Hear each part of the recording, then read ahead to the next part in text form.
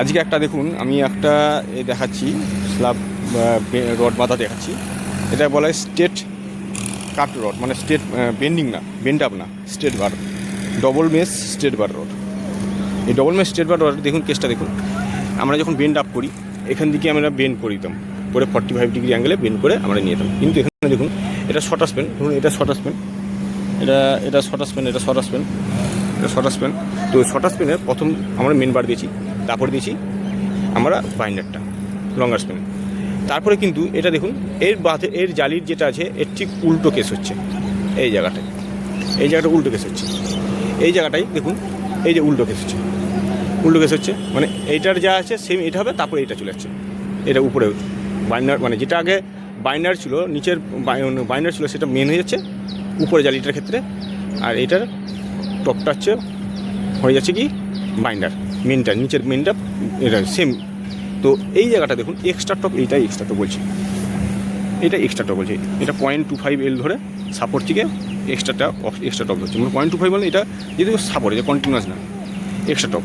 এই এক্সট্রা টপে দেখুন এই জায়গাটায় এইটা উপরে যাচ্ছে, এইটা উপরে যাচ্ছে, এক্সট্রা টপ সব উপরে যাবে।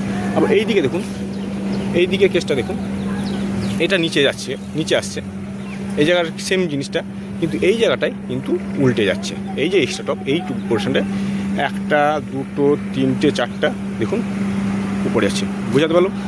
এইটা নিচে আসছে, তাহলে এটাও নিচে আসার কথা, এটাও নিচে আসার কথা, কিন্তু না, এটা এক্সট্রা টপ যেহেতু সেটা উপরে যাচ্ছে। তো এটা মুভমেন্টের ব্যাপার আছে, নেগেটিভ মুভমেন্ট এখানে কাজ করছে, যে কারণে এইটা ব্যাপারটা ঘটছে। তো এই হচ্ছে বেন্ড আপ, এটা বেন্ড আপ না, এটা বলে স্টেট বার, ডাবল মেস স্টেট বার।